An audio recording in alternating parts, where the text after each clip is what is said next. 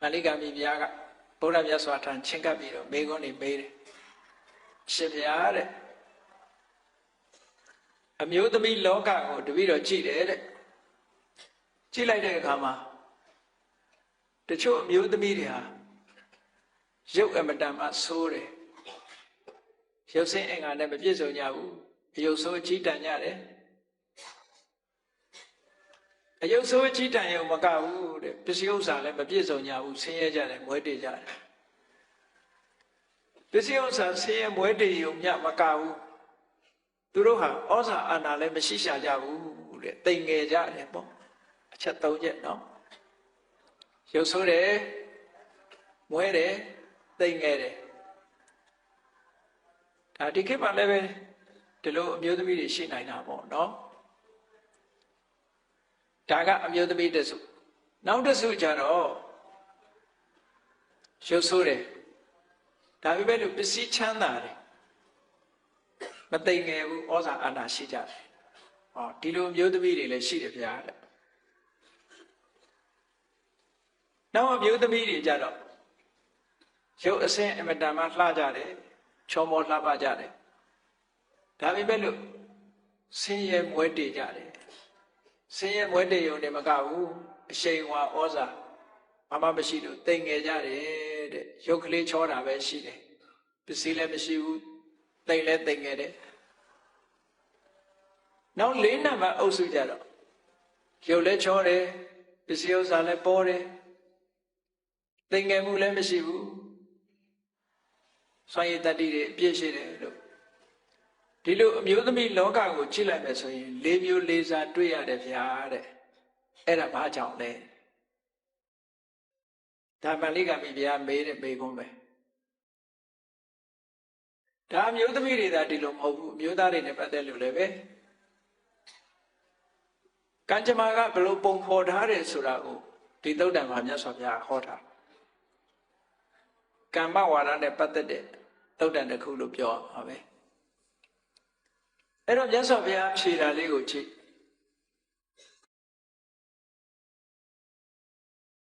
အယုတ်ဆိုးကြီးတန်တယ်ဆိုတာဘာဖြစ်လို့အယုတ်ဆိုးကြီးတန်တယ်လို့ဆိုရင်သူကအတိတ်ဘဝတွေတုန်းကတဲ့စိတ်တူတယ်ဒေါသကြီးတယ်ဖြစ်ခနဲ့ဆိုလို့ရှိရင်ဟုတ်လားစိတ်ဆိုးတယ်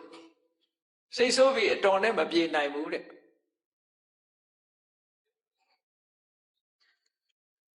စိတ်ကောက်တယ်စိတ်ဆိုးတယ်ဖြစ်ပေါ်လာတဲ့ဒေါသဘယ်တော့မှအတော်နဲ့မငြိမ်းဘူးတဲ့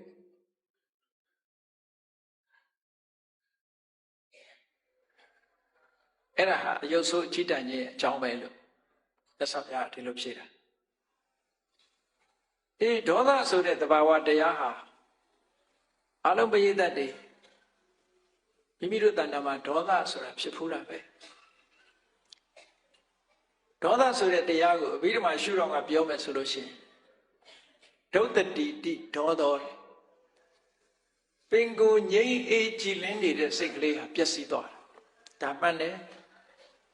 စိတ်ပစိုးခင်ကအနေထားတစ်ခုနဲ့စိတ်ဆိုးနေတဲ့အနေထားတစ်ခုနှိုင်းယှဉ်ပြီးတော့ကြည့်စိတ်ကျဉ်နှံ့နေတဲ့အချိန်မှာလူဟာအတ္တမနတစိတ်တတလို့ဆိုတဲ့အတိုင်းကိုယ်စိတ်လေးကကြည်နူးနေတာအရာရာမှာအလိုကျဒေါသဖြစ်လာပြီဆိုလို့ရှိရင်အရာရာအလိုမကျဖြစ်လာအဲ့ဒီအနေထားလေးတစ်ခုဘယ်သူကဖြည့်ဆည်းလိုက်တာတော့ဆိုရင်ဒေါသဖြည့်ဆည်းလိုက်တာပဲကြည်လင်အေးမြတ်နေတဲ့ပျော်ရွှင်နေတဲ့စိတ်ရဲ့အခြေအနေလေးတစ်ခုကိုဒေါသကဖြည့်ဆည်းတယ်ဒါကြောင့်မို့ဒေါသဆိုတဲ့အဓိပ္ပာယ်ကဖြည့်ဆည်းခြင်းလို့အဓိပ္ပာယ်ရတယ်ဘယ်သူကိုဖြည့်ဆည်းတာတော့ဆိုရင်ကြည်လင်အေးမြတ်နေတဲ့နှစ်သက်ကျေနပ်နေတဲ့စိတ်သဘောထားလေးကိုဖြည့်ဆည်းပြလိုက်တာတဲ့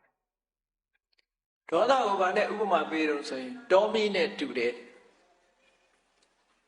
တောမီးဆိုတာလောင်လိုက်လို့ရှိရင်ဘာဖြစ်သွားတော့ဆိုရင်အမတန်မှစိမ့်ဆိုလှပနေတဲ့တောအုပ်ကြီးဟာအယုတ်ဆိုးအချိတန်သွားတယ်တစ်ပင်တွေကမဲမဲ၆၆ဖြစ်ကုန်တယ်နော်စိမ့်ဆိုလှပနေတဲ့တစ်ပင်တွေဟာအကုန်လုံးမဲမဲ၆၆ပြီးသွေးခဲတွေဖြစ်ကုန်ဒါယုတ်ဆိုးချိတန်သွားတာအဲ့ဒါလိုပဲတောမိနဲ့အလားတန်တူတဲ့ဒေါသ မိမိတို့ရင်ထဲနှလုံးထဲမှာဖြစ်ပြီဆိုလို့ရှိရင်ဒေါသဖြစ်နေတဲ့အချိန်ကိုယ့်အကူမှန်နဲ့ကြည့်ပေါ့လန့်သွားကောင်းလန့်သွားလိုက်ပဲနော်စိတ်ဆိုးပြီဆိုရင်မှန်လေးတစ်ချက်သာထောင်ထားမှန်လေးတစ်ချက်ထောင်ပြီးတော့စိတ်တအားဆိုးနေတဲ့အချိန်မှာမှန်ကြည့်ပြအောင်ကြည့်လိုက်အဲ့ဒီအချိန်မှာဆိုကိုယ့်ကိုလန့်ကောင်းလန့်လိုက်နှုတ်ခမ်းကစူးနော်မျက်မှောင်ကကျုပ်မျက်ကြောကတင်းအဲ့ဒါလို့အနေထားမျိုးတစ်ခုထီအောင်ရုပ်ပြက်ဆင်းပြက်ကိုဘယ်သူကလှုပ်လိုက်တာတော့ဆိုဒေါသလှုပ်တာအဲ့ဒီဒေါသကသူဖြစ်တဲ့အချိန်မှာလည်းအယုတ်ဆိုးအကြီးတန်းစေတယ်ဒီဒေါသကြောင့်ဖြစ်ပေါ်လာတဲ့ကံကြောင့်ဘဝဆက်တိုင်းမှာလည်းပဲလူဟာအယုတ်ဆိုးအကြီးတန်းတဲ့ပုံရိပ်ကြီးပေါ်နေတယ်ဘဝရုပ်ပုံလွှာကြီးပေါ်နေတယ်ဒါကြောင့်မို့လို့လူတွေဟာအယုတ်ဆိုးကြတာပါတဲ့ဒါမြတ်စွာဘုရားဖြေတယ်ဟုတ်တာဒါကတော့သိကြတာပဲเนาะပြုံးရွှင်နေတဲ့မျက်နှာတစ်ခုဟာကြည်လင်းနေတဲ့မျက်နှာအသွင်အပြင်တစ်ခုဒေါသဖြစ်တာနဲ့တပြိုင်နက်ပြောင်းလဲသွားတယ်ဒါကြောင့်မို့လို့ဒီဒေါသကိုဖြတ်စည်းခြင်းလို့နာမည်ပေးထားတာပေါ့ဒုတ်တတိပဒုတ်တတိတိဒေါသောဒုတ်တတိပျက်စီးသွားစေတယ်သူ့ကိုဖြတ်စည်းတာတော့ဆိုရင်စိတ်အခြေအနေကိုဖြတ်စည်းတယ်စိတ်အခြေအနေတရားကိုဖြတ်စည်းလိုက်တာနဲ့တပြိုင်နက်ရုပ်အခြေအနေလည်းဖြတ်စည်းသွားတာပဲမိများလိုပဲလောင်တဲ့နေရာဟာမဲကြံရတဲ့မဲကြံရတဲ့အယုတ်ဆိုးအကြီးတန်းပြီးကြံရတဲ့ဒေါသဟာလည်းပဲအယုတ်ဆိုးအကြီးတန်းပြီးတော့ကြံရစေတယ်ဒါကြောင့်မို့ဒေါသကိုမီးနဲ့အလားတရာတူတယ်နောက်တစ်ခုကဒေါသဟာမွေဟောက်နဲ့အလားတရာတူတယ်လို့ဆိုအပြောမခံအထိမခံတဲ့ပုဂ္ဂိုလ်ဟာမွေဟောက်နဲ့အလားတရာတူတယ်မွေဟောက်ဟာသွားထိလိုက်တာနဲ့ရှူးဆိုပြီးမြင်းကြီးထောင်ရှာလို့ဖို့ပဲ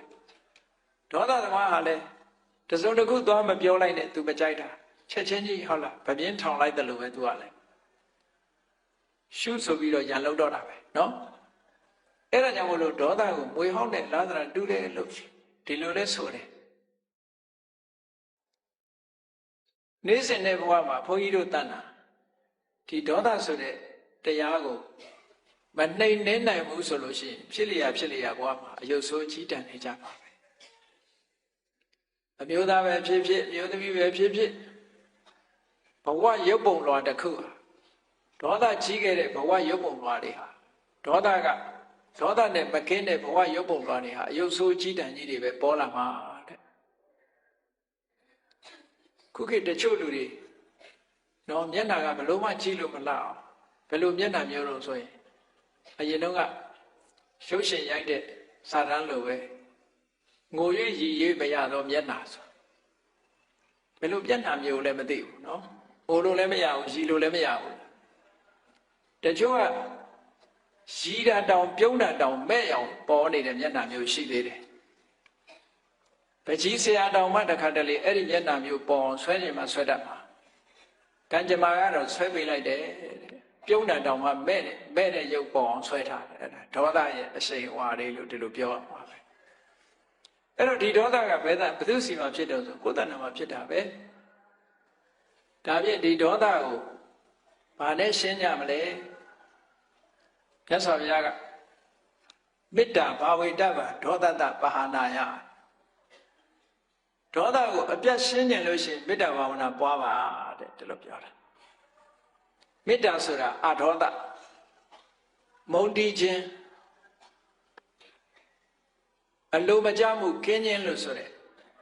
အကျိုးစီးပွားကိုလိုလားတဲ့မေတ္တာတရားဟာအဒေါသအဲ့ဒီအဒေါသဆိုတဲ့မေတ္တာတရားသည်ဒေါသဆိုတဲ့တရားကိုဖယ်ရှားပြနိုင်ပါတယ်တဲ့ဒါဖြင့်မေတ္တာဘာဝနာဘယ်လိုပွားရမလဲလို့ဆိုလို့ရှိရင်ကိုအရင်အာယုံစိုက်ကြည့်လိုက်လူတိုင်းဟာကိုရှေးဥစွာအာယုံထားလေးရှိကြဒါကြောင့်မလို့မေတ္တာပို့တဲ့ထဲမှာအဟံအဝေရောဟောမိငါရံကင်းမရစေအပြပိစောဟောမိဆင်းရဲကင်းမရစေအနိကောဟောမိဒုက္ခတွေကင်းမရစေဒုက္ခိအတ္တနံပရိဟရာမိချမ်းသာဒုက္ခချမ်းသာတာခန္ဓာကိုယ်ကြီးရဲ့ဝန်တွေကိုရွတ်ဆောင်မရစေလို့ကို ရှေးဥစွာအာယုံပြုတ်ပြီးတော့ကြည့်လိုက်ပြီးတဲ့အခါငါရံခင်းခြင်းနဲ့ကြောင်းကြခင်းခြင်းနဲ့ဆင်းရဲခင်းခြင်းနဲ့ချမ်းချမ်းသာသာဖြစ်ခြင်းနဲ့ဆိုတာလိုပဲငါပတ်ဝန်းကျင်မှာရှိတဲ့ပုဂ္ဂိုလ်တွေအားလုံးဟာလည်းပဲဒီလိုပဲဆန္ဒရှိကြမှာပဲလို့မေတ္တာအခြေပြိုးနိုင်အောင်အဲ့လိုစိတ်ကအာယုံပြုတ်လိုက်တဲ့အခါကိုယ်စိတ်လေးကနူးညံ့လာတဲ့အတွက်ကြောင့်အများကျိုးလိုလားတဲ့စိတ်ကလေးပေါ်လာတဲ့အခါမှာအလုံးသတ္တဝါတွေကအစဉ်ပြေကြပါစေချမ်းသာကြပါစေကျမ်းမာကြပါစေဆိုတဲ့ကိုနှစ်သက်တဲ့အသုံးလေးနဲ့ကိုနှစ်သက်တဲ့အတွေးကလေးနဲ့အများသတ္တဝါတွေချမ်းသာပါစေဆိုတဲ့ဒီစိတ်ဓာတ်ကလေးထပ်တလဲလင်းဖြစ်အောင်လုပ်တာကိုမေတ္တာပွားတယ်လို့ခေါ်တယ်မေတ္တာဆိုတာ၃မျိုးရှိတယ်ကာယကံမေတ္တာဝစီကံမေတ္တာမနောကံမေတ္တာကာယကံမေတ္တာလို့ဆိုတာလမ်းသွားရင်ဆူညောက်ခလုတ်တွေတွေ့ရင်ဒီဆူညောက်ခလုတ်နဲ့မမြင်လို့တက်နေမိရင်ဒုက္ခရောက်လိမ့်မယ်ခလုတ်မထိဆူမကြည့်ကြပါစေနဲ့ဆိုဖယ်သွားတယ်ဒါအားလုံးမေတ္တာထားတယ်လို့ခေါ်တယ်နော်လမ်းမှာတစုံတစ်ခုတွေ့လို့လူတွေထိခိုက်ပါဆိုရင်ရှင်းပေးသွားတယ်ဒါကာယကမေတ္တာလို့ခေါ်တယ်ဝစီကမေတ္တာဆိုတာလူတယောက်ကိုကြည့်ဒီလိုအလုံးမျိုးမလုံးကြနဲ့ဒီလိုအတွေးမျိုးမတွေးကြနဲ့ကိုယ်မိတ်ဆွေတွေဒုက္ခမရောက်ရအောင်ပြောတယ်ကူညီတယ်စောင့်ရှောက်တယ်ဆုံးမတယ်အကြံပေးတယ်ဒါဝစီကမေတ္တာလို့ခေါ်တယ်ချမ်းသာကြပါစေလို့နှုတ်ကမြတ်တယ်မနောကမေတ္တာဆိုတာကြတော့ခုနကလိုစိတ်ထဲမှာဖြစ်အောင်လုပ်တယ်အဓိကကတော့မေတ္တာဘာဝနာပွားတယ်ဆိုတာမေတ္တာမနောကံကိုပွားခိုင်းတယ်စိတ်ထဲမှာတတ္တဝါတွေချမ်းသာကြပါစေဆိုတဲ့စိတ်ကိုအမြဲတမ်းစင်စစ်မပြတ်မိမိတဏ္ဍာမှာဖြစ်အောင်လုပ်ခြင်းဖြစ်ရှင်တဲ့နှလုံးထဲမှာရှိတယ်ဖြစ်ပေါ်လာတတ်တဲ့ဒေါသတရားကိုဖယ်ရှားပြနိုင်ပါတယ်ကောင်းပြီအဲ့ဒီဒေါသဆိုတာအကြောင်းပဲဖြစ်တာလားဘာကြောင့်ဖြစ်တာလဲလို့မေးကြည့်သူ့မှာလည်းအကြောင်းရှိတယ်အကြောင်းကဘာလို့ဆိုလို့ရှိရင်ဒေါသဖြစ်เสียအာယုံကဒေါသဖြစ်เสียအတွေးဒေါသဖြစ်เสียအာယုံကတစ်ခုအဲ့ဒီအတွေးနဲ့အာယုံပေါ်မှာမသိမတင်စိတ်ထဲမှာတွေးတောကြံစည်မှုကတစ်ခုစာလို့ပြောလို့ရှိရင်အာဃာတဝတ္ထုမကျေနပ်တဲ့စိတ်ထဲမှာခံမြင်တဲ့အကြောင်းအရာကတစ်ခုမသိလျော်တဲ့အတွေးမုန်းတီးတဲ့အတွေးတွေးမှုကတစ်ခုလို့အဲ့ဒီအကြောင်းနှစ်ခုကြောင့်ဒေါသဆိုတာဖြစ်လာဒါကြောင့်မို့လို့ဒေါသဖြစ်ခြင်းအကြောင်းကိုအာဃာတဝတ္ထု9မျိုးဆိုပြီးတော့မြတ်စွာဘုရားဟောထားတာရှိတယ်အာဃာတဝတ္ထု9မျိုးဆိုတာအလွယ်လေးမှတ်ချင်လို့ရှိရင်အာဃာတဝတ္ထု9မျိုးဆိုတာဘာလဲလို့ဆိုရင်ရှင်တဲ့နှလုံးထဲမှာမုန်းတိမှုတွေကိုတိမ့်ထားဖို့အကြောင်းတွေကဘယ်လိုအတွေးတွေနဲ့တိမ့်ထားကြတာတုံးလို့ဆိုရင်လူတွေဟာ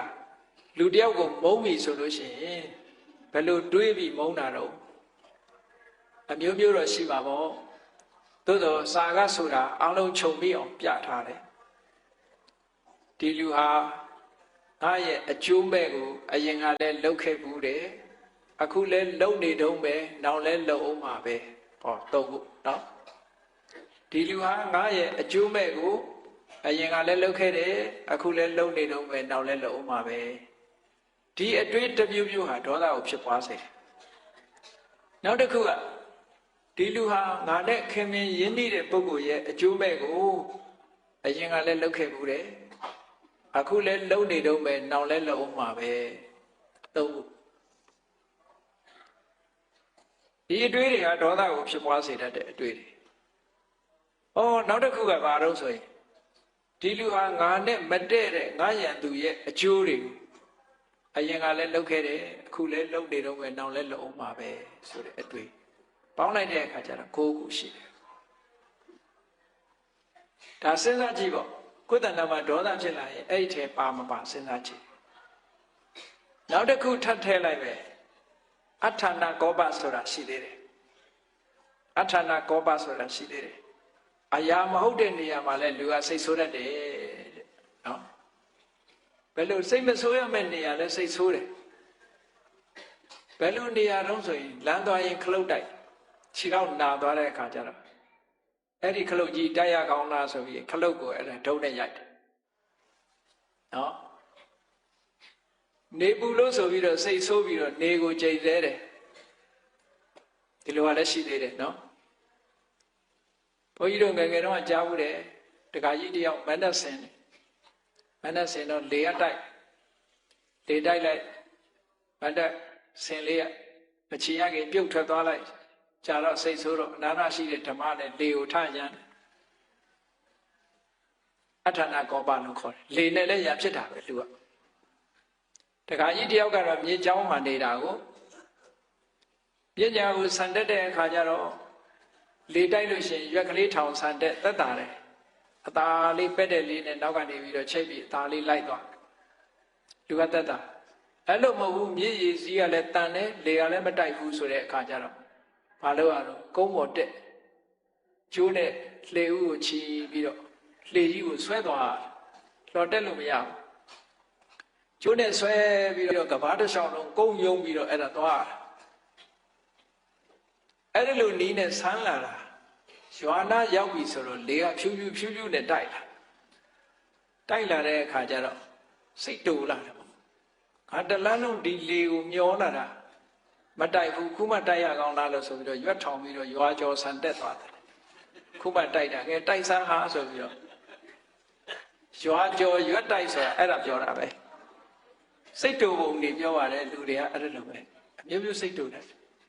အဲ့ဒါမျိုးကြတော့အထာဏကောပလို့ခေါ်တယ်အကြောင်းမဲ့စိတ်တူတာဒေါသဆိုတာအမျိုးမျိုးပဲနော်ဘယ်ဒေါသပဲဖြစ်ဖြစ်ရင်နဲ့နှလုံးထဲဖြစ်လာလို့ရှင်အမုန်းတရားနဲ့တဘာဝကိုဖျက်ဆီးထက်တဲ့ဒေါသမျိုးဖြစ်တဲ့အတွက်ကြောင့်အယုတ်ဆိုးကြီးတန့်စေတတ်တာကြီးပဲကုန်အဲ့ဒီဒေါသတရားတွေကိုမေတ္တာနဲ့ဖယ်ရှားပြနိုင်မှာမေတ္တာမထားနိုင်ဘူးဆိုလို့ရှိရင်အရာရာကိုအဲ့ဒါသိခံခွင့်လွှတ်ခြင်းမရှိဘူးဆိုလို့ရှိရင်ဒေါသတရားမိမိတို့တဏ္ဍာမှာဖြစ်လာမှာပဲဖြစ်လာလို့ရှိရင်ဒုဒေါသကဖန်တီးလိုက်တဲ့ဘဝရုပ်ပုံတော်သည်အယုတ်ဆိုးကြီးတန်တာတွေဖြစ်လာတယ်။ဟောမြတ်စွာဘုရားကမာလိကမိဘုရားကြီးရဲ့မေကွန်မာလိကမိဘုရားကြီးကဘာကြောင့်အယုတ်ဆိုးတယ်ဆိုတာသူ့ဘဝသူ့အကြောင်းကိုသူသိကျင်လို့မေးတယ်။မေးတော့သူသဘောပေါက်သွားတယ်။ဒါဖြင့်ဘဝရောက်လာတဲ့အခါမှာဆင်းရဲမွဲတေတာတို့ဟုတ်လားအယုတ်ဆိုးကြီးတန်တယ်အယုတ်ဆိုးကြီးတန်တာပြောပြီးတဲ့အခါဘာပြောမလို့ဆိုရင်လှတာပတာကြတော့ရောအကြောင်းမဲ့လားသူကသူလှလာတာလားလို့ဆိုမဟုတ်ဘူးလှတာကဘာကြောင့်လှတော့ဆိုလို့ရှိရင်စိတ်မဆိုးတတ်တဲ့ပုဂ္ဂိုလ်လှတယ်တဲ့စိတ်မဆိုးတတ်ဘူးဒေါသဖြစ်เสียတွေ့ပြီမဲ့လို့သူကသိခံခြင်းခွင့်လွှတ်ခြင်းအပြုံးမပြတ်နေထိုင်ခြင်းတစ်ဖက်သားကအဲ့ဒီလိုအပြုံးမပြတ်နေပို့ပြီးတော့စိတ်ကတိုးလာတတ်သေးတယ်နော်သူ့ကိုမထီပဲမြင်လှုပ်တယ်လို့ထင်ကောင်းထင်သေးတယ်အဲ့ဒါမျိုးဒါကတော့ဘယ်လိုထင်ပေါ့ဒေါသမဖြစ်အောင်ထိန်းနိုင်ရင်တော့အကောင်းဆုံးပဲအဲ့ဒီလိုသိခံခြင်းအပြုံးမပြတ်ဒေါသမထွက်ပဲဒီလိုဒေါသကိုချုပ်တီးဆောင်စည်းခြင်းဟာဘဝစတိုင်းမှာရုပ်အစင်းလှပခြင်းရဲ့အကြောင်းတရားဖြစ်တယ်ဘယ်လိုပဲပြောစိတ်မဆိုးဥပမာဘာနဲ့တူလို့ဆိုလို့ရှိရင်မြေကြီးဟာဘယ်သူကပဲတူးဆွမြေကြီးကတုံ့ပြန်မှုမလုပ်ဘူးတဲ့ပထဝီသမစိတ်လို့ဆိုတာမြေကြီးနဲ့အလားတရံတူတဲ့စိတ်တုံ့လှုပ်ခြင်းမရှိထို့တူပဲရေဟာလည်းပဲဘယ်သူကပဲရေကိုမီးဘူးတိုက်မီးရှို့ရေဟာလည်းပဲတုံ့ပြန်ခြင်းမရှိဘူးလေဟာလည်းထို့တူပဲတုံ့ပြန်ခြင်းမရှိဘူးမီးဟာလည်းထို့တူပဲတုံ့ပြန်ခြင်းမရှိဘူးလေဒါကြောင့်မို့လို့ဘုန်းကြီးတို့တွေရဲ့စိတ်ဟာမြေကြီးပမာတုံ့ပြန်မှုမရှိအောင်လေ့ကျင့်ယူရမယ်လို့ဒီလိုပြောတာနော်ဘယ်လိုပဲကိုယ့်ကိုလာပြီးတော့ပြောစိတ်မဆိုးအောင်ကျင့်ရစိတ်မဆိုးအောင်နေရဒါဖြင့်စိတ်မဆိုးအောင်နေဖို့အတွက်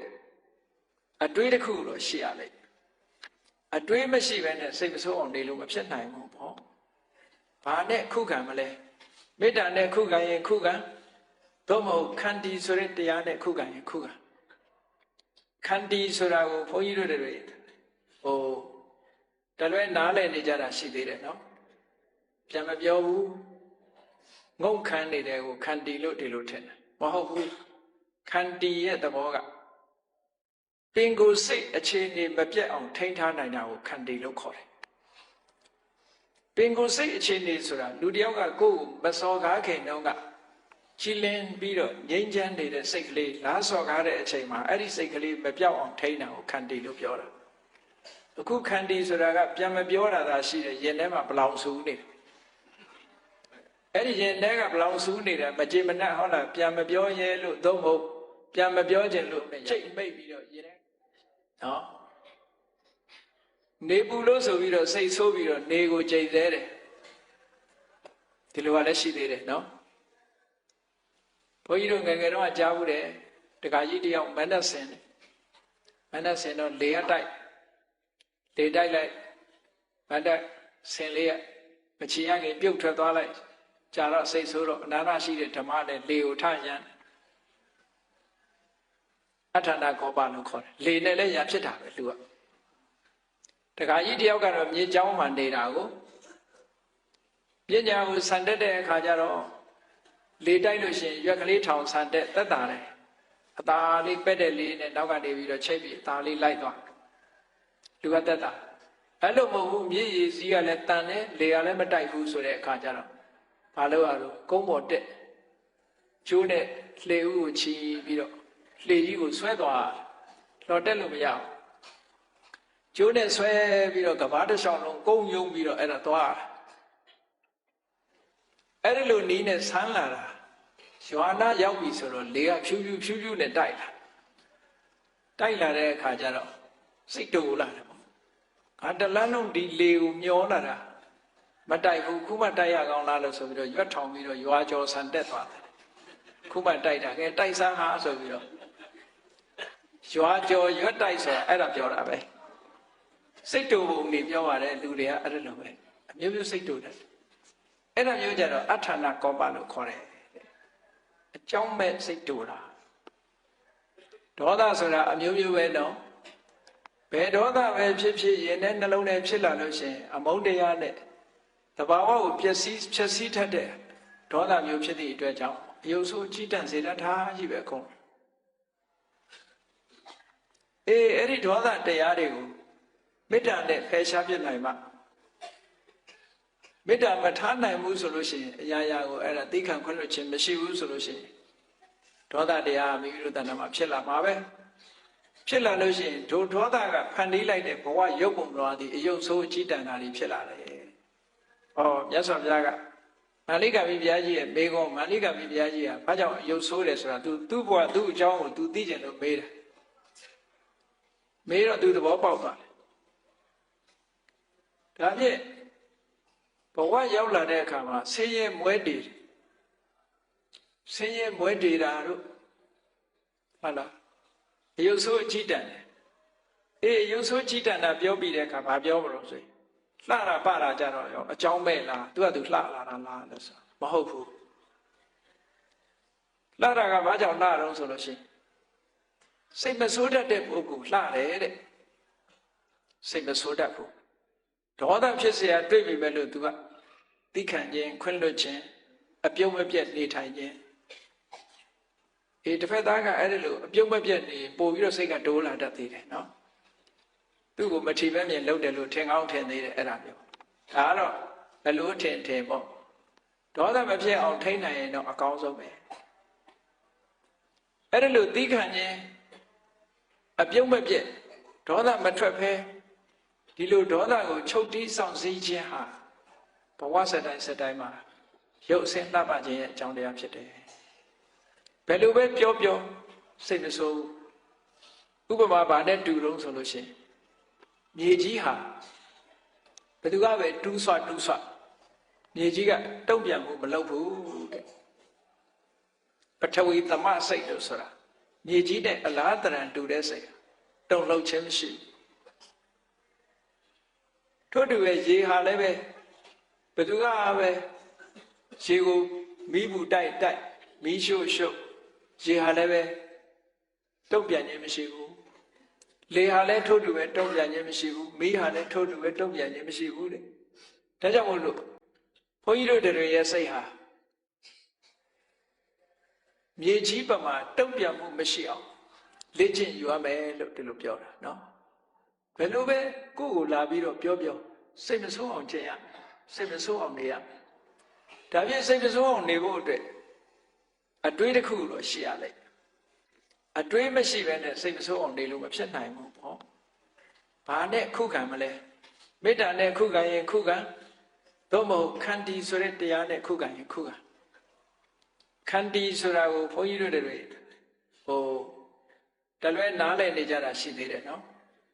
ပြန်မပြောဘူးငုံခံနေတဲ့ကိုခန္တီလို့ဒီလိုထင်မဟုတ်ဘူးခန္တီရဲ့သဘောကပင်ကိုယ်စိတ်အခြေအနေမပြတ်အောင်ထိန်းထားနိုင်တာကိုခန္တီလို့ခေါ်တယ်ပင်ကိုယ်စိတ်အခြေအနေဆိုတာလူတယောက်ကကိုယ်ကိုမစော်ကားခင်တုန်းကကြည်လင်ပြီးတော့ငြိမ်းချမ်းနေတဲ့စိတ်ကလေးလားစော်ကားတဲ့အချိန်မှာအဲ့ဒီစိတ်ကလေးမပြောက်အောင်ထိန်းတာကိုခန္တီလို့ပြောတာအခုခန္တီဆိုတာကပြန်မပြောတာသာရှိတယ်ရင်ထဲမှာဘလောင်ဆူနေ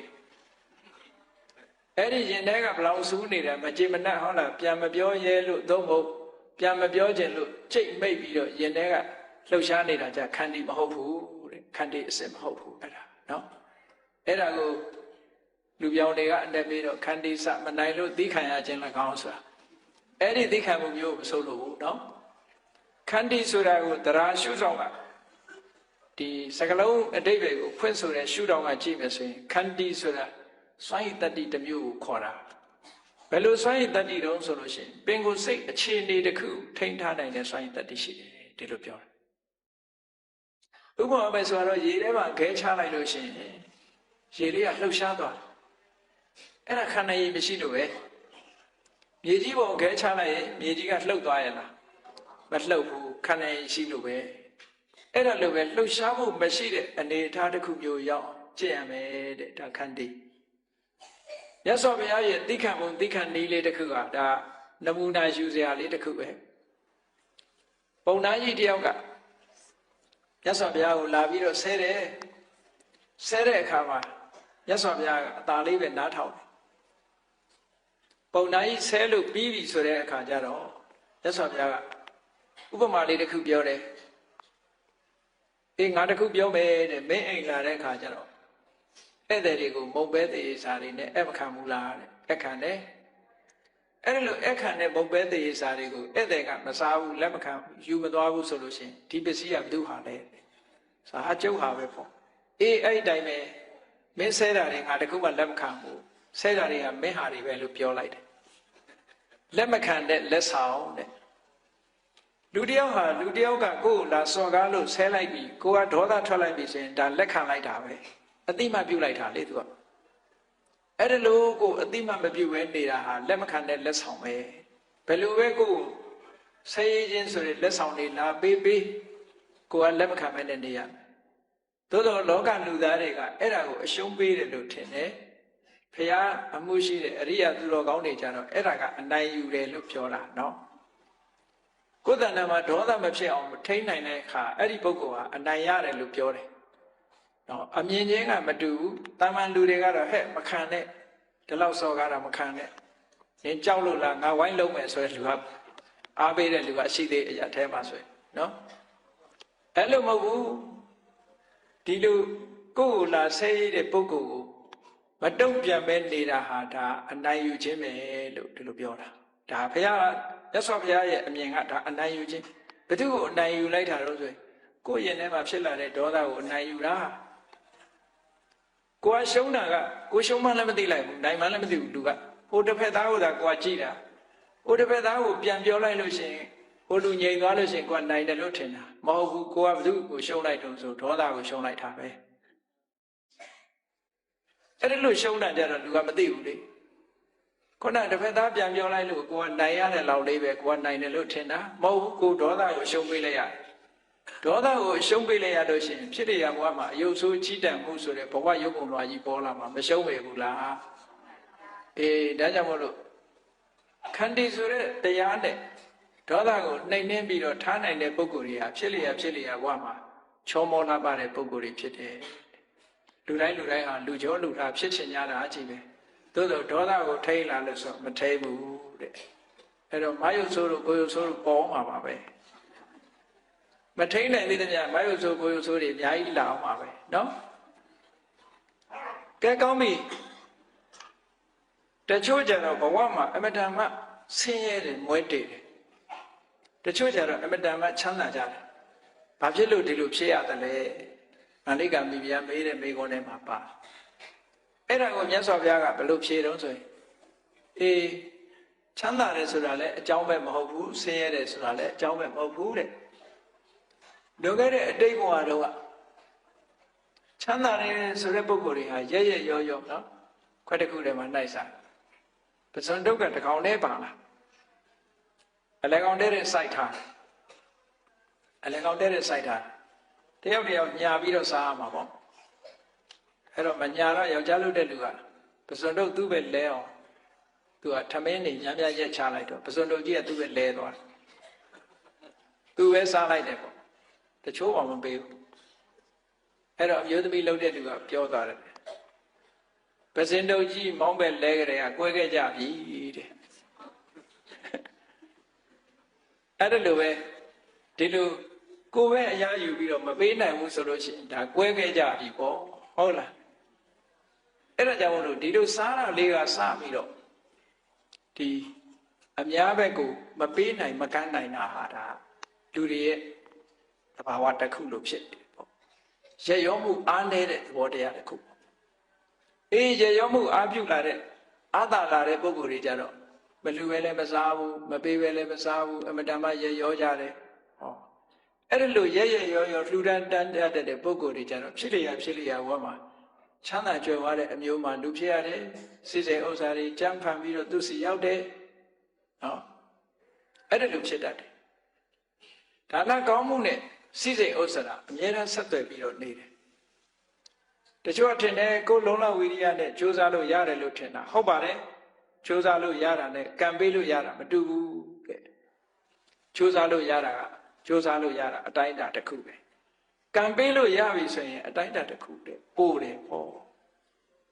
အဲ့တော့မလုပ်ခဲ့ရင်ကိုမခံစားရဘူးဆိုတာဟာစတိလဝတ္ထုကိုကြည့်လို့ရှိရင်အမတန်မှထင်ရှားတယ်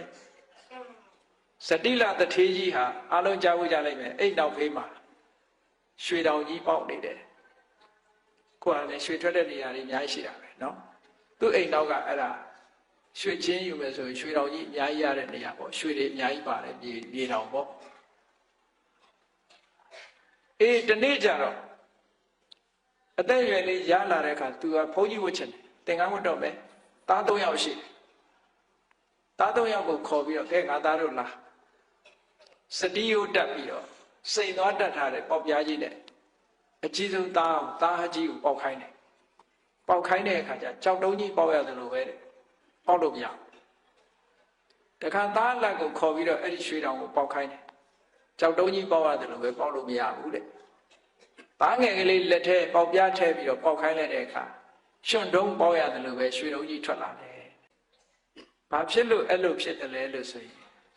တခုသောဘဝမှာဖယားကိုစော်ကားပြီးပြောမိလို့ကသဗ္ဗမြတ်စွာဘုရားရဲ့စေတီတော်နဲ့ပတ်သက်ပြီးစော်ကားပြောမိလို့ဥဇောကြောဝေရအတွက်ရွှေအိုးကြီး၃လုံးလုပ်တယ်ရွှေပန်းကင်ကြီးတွေလုပ်တယ်လုပ်တဲ့အခါမှာသားကြီးကိုခေါ်တယ်ကဲငါသားကြီးငါဒီရွှေပန်းကင်၃ကင်လုံးရမယ်မင်းဝိုင်းလှုပ်ဆမ်းပါဆိုတော့ဟာအဖေစော်ကားတာအဖေပဲလှုပ်ကျုပ်တယ်မဆိုင်ဘူးဆိုဝိုင်းမလှုပ်ဘူးသားလက်ခိုင်းတဲ့အခါကျတော့လေသားလက်ကလည်းဒါအဖေစော်ကားတာအဖေပါဒီလှုပ်ကျွန်တော်မလုပ်နိုင်ဘူးသားငယ်လေးခိုင်းတဲ့အခါကျတော့အဖကိစ္စဆိုတာလုံးဝမှာပေါ်ဆိုပြီးတော့အားတဲ့တည်းရောသူကဝိုင်းလှုပ်ခဲ့တယ်အဲ့ဒီရွှေအိုးကြီးတွေလှုပ်ပြီးလှူခဲ့တဲ့ကုသိုလ်ကောင်းမှုကြောင့်ရွှေတော်ပေါက်တာအဲ့တော့ခုနကသားကြီးနှစ်ယောက်ကသူတို့မပါသေးတဲ့ကြောင့်သားကြီးနဲ့သားလက်ကရွှေကိုဖဲ့လို့မရဘူးသူတို့အဲ့တော့စတိလတထေးကပြောတယ်မင်းတို့ငါသားကြီးနှစ်ယောက်ဒီရွှေတော်ကမင်းတို့နဲ့မဆိုင်ဘူးတဲ့ငါသားငယ်လေးနဲ့ပဲဆိုင်တယ်အဲ့တော့သူပေးသမျှနဲ့ခြေလိုက်ကြပြီတော့လို့ဒီလိုပြောပါလားအဲ့ဒါကကံပေးတာနော်ဒါကြောင့်ဘုရားမြတ်စွာဘုရားကဒါနကောင်းမှုဒုက္ခကိုအကြောင်းပြုပြီးတော့လူတွေကချမ်းသာဒုက္ခရကြတာတဲ့မွဲတာကလှူလို့မွဲတာမဟုတ်ဘူးတဲ့မလှူခဲ့လို့မွဲတာများတယ်အဲ့တော့မလှူခဲ့တဲ့ပုဂ္ဂိုလ်တွေကမွဲတည်ပြီးတော့လှူခဲ့တဲ့ပုဂ္ဂိုလ်တွေကချမ်းသာတာဖြစ်တယ်ပေါ့ဒါကိုဆိုလို့တယ်ပေါ့ကဲနောက်ဆုံး သိငယ်တယ်ဩဇာအာဏာမရှိဘူးအောက်တန်းနောက်တန်းကြတယ်ဆိုတာကြတော့ဘာကြောင့်တော့လို့ဆိုရင်သူတစ်ပါးကြီးပွားတာကိုမနာလိုတဲ့စိတ်တွေဖြစ်ဘယ်တော့မှအကောင်းမပြောနိုင်ဘူးလူတယောက်ကြီးပွားရင်လည်းဘာကြောင့်ညာကြောင့်နော်ပြောကြတယ်မို့လားလူတွေကအရာထဲမှာဆိုမနာလိုတဲ့စကားအလွန်များတယ်ပေါ့မနာလိုတဲ့စကားဥပမာလူတယောက်ပဲဘယ်သူအပြင်စီးပွားရေးတက်လိုက်တာတိုက်ကြီးတယ်တော့မှာပေါ့တယ်မှာပေါ့ဘာလုပ်တယ်ညာလုပ်တယ်သွားတာပဲအဲ့ဒါနော်ပြောပြီဆိုလို့ရှိရင်လူတွေကချီးမွမ်းစကားပြောပြီဆိုလို့ရှိရင်နောက်ကဘာထည့်တတ်တယ်ဆိုဒါပေမဲ့ဆိုတာလေလားအဲ့ဒီဒါပေမဲ့ဆိုရင်တော့အပြစ်ပြောပြီလို့သာမှတ်ပြီတော့မချီးမွမ်းနိုင်ကြဘူးတဲ့အဲ့လိုလို့သူတစ်ပါးကြီးပွားတာသူတစ်ပါးအောင်မြင်တာတွေကိုမချီးမွမ်းနိုင်ပြီးတော့ကဲ့ရဲ့ရှုတ်ချတဲ့အိတ်တာတရားတွေကြီးပွားလာခဲ့ကြီးထွားလာခဲ့တဲ့ပုဂ္ဂိုလ်တွေကဖြစ်လျက်ဘဝမှာဩဇာအာဏာမရှိတိမ်ငယ်တဲ့ပုဂ္ဂိုလ်တွေဖြစ်တတ်တယ်ဒါကိုလုတ်ခဲ့တဲ့ကံကြမ္မာတွေကဘဝရဲ့ရုပ်ပုံတော်ကိုဖော်ထုတ်တာပဲအဲ့ဒီလိုမဟုတ်ပဲနဲ့သူလုံးလို့သူရတာကြီးပွားကြတာဝမ်းသာစရာပဲ jealousy ဆိုတာမဖြစ်ဘူးဝမ်းသာတယ်မုရိဒာဖြစ်တယ်အကျိုးပေးကောင်းတယ်စသဖြင့်ချီးမွမ်းနိုင်တယ်ပြောဆိုနိုင်တယ်အဲ့ဒီပုဂ္ဂိုလ်မျိုးတွေကြတော့အိတ်တာခင်းတဲ့ပုဂ္ဂိုလ်တွေကြတော့ဘာဖြစ်လဲဆိုလို့ရှိရင်ဩဇာအာဏာရှိတယ်တဲ့မသိငယ်ဘူးတဲ့ဘဝတစ်ခုရလာတဲ့အခါမှာကိုလုတ်ခဲ့တဲ့ကံရဲ့ပုံရိပ်တွေကလားပေါ်တာပဲလို့ဒီလိုဆိုလို့မဏိကမိဖုရားကြီးကိုမြတ်စွာဘုရားကရှင်းပြလိုက်တယ်အမျိုးသမီး၄ဦးတည်းကပထမအမျိုးသမီးကရုပ်ဆိုးကြည်တန်တယ်မွဲတယ်သိငယ်တယ်ဆိုတာဟာတဲ့သူဟာဖြစ်လျက်ဘဝမှာဒေါသသိကြီးခဲ့တယ်ဒေါသကြီးုံနဲ့မကဘူးအလှူဒန်းလည်းမလုပ်ခဲ့ဘူးတဲ့သူတစ်ပါးကောင်းစားတာကိုလည်းမနာလိုစိတ်တွေများခဲ့တယ်တဲ့ဒါကြောင့်မို့ဒီလိုဖြစ်ရတာလို့ဒီလိုခေါ်တယ်ဒုတိယအမျိုးသမီးကရုပ်ဆိုးကြည်တန်တယ်ဒါပေမဲ့လို့သူကချမ်းသာတယ်မသိငယ်ဘူးဂုံရှိတယ်ဆိုတာဘာကြောင့်လို့ဆိုရင်သူဟာဟိုဘဝတုန်းကဒေါသကြီးတယ်ဒါပေမဲ့လှူခဲ့တန်းခဲ့တယ်သူများပေါ်မှာမနာလို့အိတ်တာတွေမရှိခဲ့ဘူးကင်းခဲ့တယ်ဒါကြောင့်မို့ဒီလိုဖြစ်တာလို့ဘုရားကဟောတယ်နောက်တတိယအမျိုးသမီးကြတော့ဘာဖြစ်လဲရှင်ဘုရားတဲ့တတိယအမျိုးသမီးကရုပ်ချောတယ်ဒါပေမဲ့လို့ဆင်းရဲတယ်တိမ်ငယ်တယ်ဟုတ်တယ်ဟိုဘဝတုန်းကသူကစိတ်ကိုဘယ်တော့မှမဆိုးအောင်စိတ်မဆိုးအောင်ထိန်းတယ်သဘောကောင်းတယ်ခန္တီတရားလက်ကင်ထားတယ်ဒါကြောင့်ကိုရုပ်ချောတာသို့တော်သူကမလှူခဲ့ဘူးမတန်းခဲ့ဘူးသူတစ်ပါးလှုပ်တာကိုလည်းမနာလိုခဲ့တယ်သူတစ်ပါးအောင်မြင်ကြီးပွားတာကိုလည်းမနာလိုစိတ်နဲ့အပြစ်ပြောခဲ့တယ်ဒါကြောင့်မို့လို့သူကဆင်းရဲမွဲတေပြီးတော့ဩဇာအာဏာမရှိတာသိငယ်တာတဲ့စတုတ္ထအမျိုးသမီးကအယုတ်လဲချောတယ်ပစ္စည်းဥစ္စာလဲပေါ်တယ်ဩဇာအာဏာလည်းရှိတယ်ဆိုတာကြတော့တဲ့ဖြစ်လျက်ဘဝမှာသူ့ကိုယ်သူစိတ်မဆိုးအောင်လည်းနေတယ်စိတ်ဒေါသကိုထိန်းခဲ့တယ်ဒေါသထိန်းရနေမကဘူးအလှူဒန်းလုပ်တယ်ရရောတယ်သူတစ်ပါးကြီးပွားတာကိုလည်းမနာလို့မရှိစိတ်မရှိခဲ့ဘူးတဲ့စတုတ္ထအမျိုးသမီးကသူ့ရဲ့ဘဝပုံရိပ်ကြောင့်မို့လို့ तू ဟာရုပ်ချောပြီးဥစ္စာပေါ်ပြီးဩဇာအာဏာရှိတဲ့ပုဂ္ဂိုလ်ဖြစ်လာတယ်ဒီလိုပြောတာအဲ့လိုမြတ်စွာဘုရားကအသေးစိတ်ဖြေချလိုက်တဲ့အခါကျတော့မာလိကမိဖုရားကြီးကသူ့ဘဝသူ့အကြောင်းဘယ်လိုမှတ်ချက်ချတော့ဆိုရင်တပည့်တော်အတိတ်ဘဝတုန်းကဒေါသတော်တော်ကြီးခဲ့တဲ့မိန်းမဖြစ်ခဲ့ပုံရတယ်တဲ့ဒါမှမဟုတ်တပည့်တော်အယုတ်ဆိုးနေတာတဲ့ဒါပေမဲ့လို့တပည့်တော်အလှူဒန်းတွေလုပ်ခဲ့တယ်သူတစ်ပါးပေါ်မှာမနာလိုစိတ်တွေကင်းခဲ့တယ်ဒါကြောင့်မို့လို့တပည့်တော်ဟာဘယင်းနန်းတော်မှာနော်မိဖုရားဖြစ်ပြီဆိုမှတော့ချမ်းသာရောပေါ့မိဖုရားဖြစ်လို့ချမ်းသာတွေရှိပြီးတော့နန်းတော်မှာသူ့လက်အောက်ကအမျိုးသမီးတွေအများကြီးဩဇာအာဏာရှိတယ်ပေါ့မသိငယ်ဘူးပေါ့သူကအကြီးခေါင်းဆောင်ဖြစ်ရတယ်ပေါ့သူကသူမှတ်ချက်ချအဲ့ဒီလိုမှတ်ချက်ချပြီးတော့ဖះကိုဘာလျှောက်တော့ဆိုရင်အရှင်ဘုရားတဲ့ဒီဘဝဒီနေ့ကစပြီးတော့တပည့်တော်နောက်စိတ်မဆိုးတော့ပါဘူးတဲ့ကတရားနာတဲ့ပုဂ္ဂိုလ်တွေလည်းပဲဒီလိုဆုံးဖြတ်ချက်ချရမှာနော်တပည့်တော်ဒီနေ့ကစပြီးတော့စိတ်မဆိုးတော့ပါဘူးဗျာတဲ့ဒါနကောင်းမှုလည်းကြိုးစားပြီးတော့ပြုပါမယ်တဲ့မနာလိုစိတ်တွေလည်းပဲတပည့်တော်ကင်းအောင်အားထုတ်ပါမယ်ဗျာဆိုအဲ့လိုလျှောက်တယ်အဲ့ဒါမာလိကမိဖုရားမေးတဲ့မေခွန်းနဲ့ပတ်သက်ပြီးသူ့ဘဝသူ့အကြောင်းပဲပေါ့ အဲ့ဒီသူ့ဘဝသူ့အကြောင်းဒီကိုယ့်ဘဝကိုယ့်အကြောင်းဖြစ်ကောင်းဖြစ်နေနိုင်တယ်လူတိုင်းဟာသူ့ဘဝသူ့အကြောင်းကိုသိလျက်ရင်ကိုယ့်ဘဝကိုယ့်အကြောင်းကိုလည်းမှန်းဆလို့ရတယ်ပေါ့အေးဒါကြောင့်မို့လို့မှန်းဆပြီးဘုရားမြတ်စွာဟောကြားတော်မူခဲ့တဲ့တရားဓမ္မတွေဟာအကြောင်းနဲ့အကျိုးနဲ့ဆင်ញင်တိုင်းတာပြီးတော့ကိုယ့်ဘဝကိုပြုပြင်ပြီးတော့သွားမယ်ဆိုလို့ရှိရင်ကောင်းတာတွေကိုကျင့်မကောင်းတာတွေကိုရှောင်နော်ကောင်းတာတွေကိုဆောင်ပြီးတော့သွားမယ်ဆိုလို့ရှိရင်ဘဝမှာချမ်းသာဒုက္ခတွေရပြီးတော့နောက်ဆုံးနိဗ္ဗာန်ထိအောင်ဘုန်းကြီးတို့တွေဟာရောက်ရှိကြမှာလို့ကိုယ်စီယုံကြည်ပြီးတော့ကြိုးစားအားထုတ်နိုင်ကြပါစေကုန်သတည်း